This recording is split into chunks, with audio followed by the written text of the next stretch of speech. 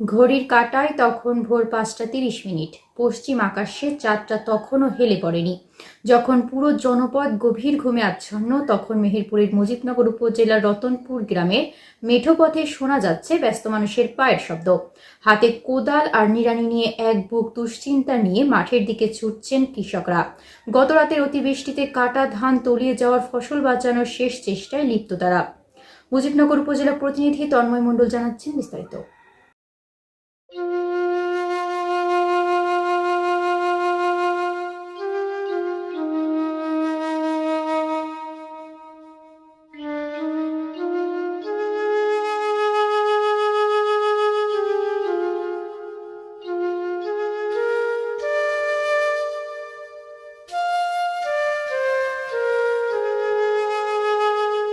গতকাল ৭ মে রাত ৭টা থেকে ৯টা ৩০ মিনিট পর্যন্ত টানা ভারী বর্ষণে ভাসছে নিচু এলাকার ফসল।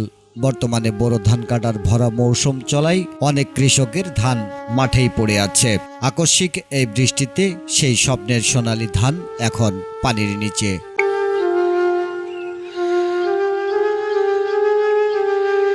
হাবুডুবু খাচ্ছে। কাক ডাকা ভোরেই কোদাল হাতে মাঠে নেমেছে রতনপুর গ্রামের শত শত কৃষক। মাঠে গিয়ে দেখা যায় বুক ফাটা আর্তনাদ কৃষকের চোখে মুখে। একদিকে প্রকৃতির বৈরী আচরণ, অন্যদিকে আকাশচুম্বী উৎপাদন খরচ।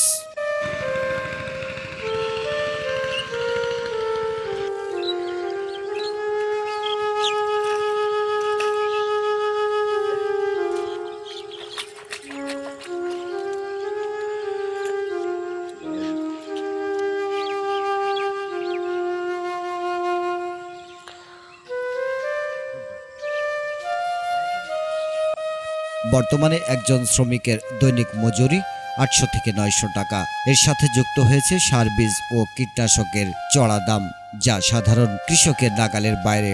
গানের সুরে কৃষকের কথা, গরিবের দুঃখ বোঝার কেউ নেই। মাঠে কর্মরত কৃষকদের সাথে কথা বললে উঠে আসে তাদের চরম হতাশার চিত্র।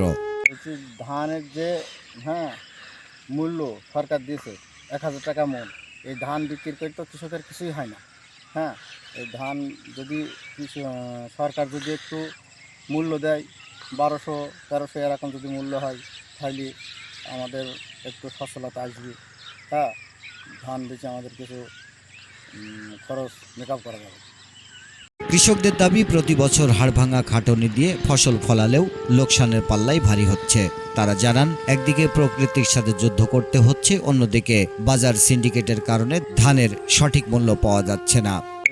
ধানের যে মূল্য সরকার দিয়েছে ১,০০০ টাকা মন, এই ধান বিক্রি করে তো কৃষকের কিছুই হয় না।